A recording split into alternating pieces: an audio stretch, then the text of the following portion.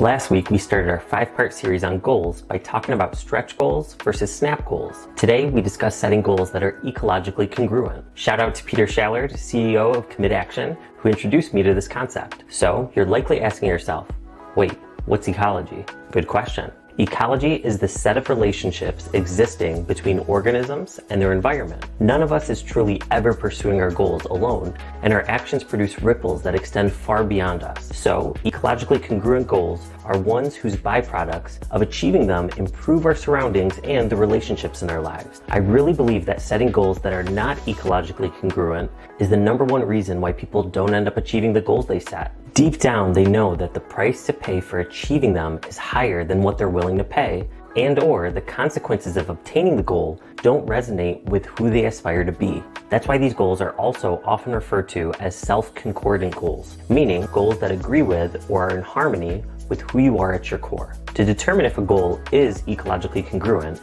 I recommend asking yourself these 3 questions. 1.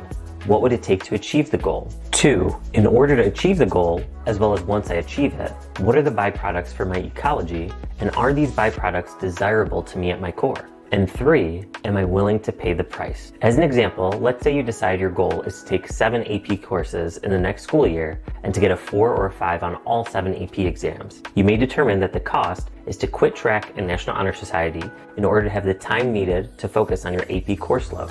But if track provided camaraderie with your teammates as well as a form of stress relief, and National Honor Society gave you opportunities for community service that provided you with perspective and intrinsic rewards, then your goal is not really ecologically congruent or self-concordant. And when the cost of achieving the goal or the result of succeeding isn't truly in line with your subconscious, then you'll likely feel uninspired and may even self-sabotage. If, however, after getting clear on what reaching the goal would entail and what the consequences of achieving it would be, you find yourself saying a resounding yes to that 3rd question, then congratulations, you've selected an ecologically congruent goal. Be sure to check back in next week when we discuss 2 goal hacks.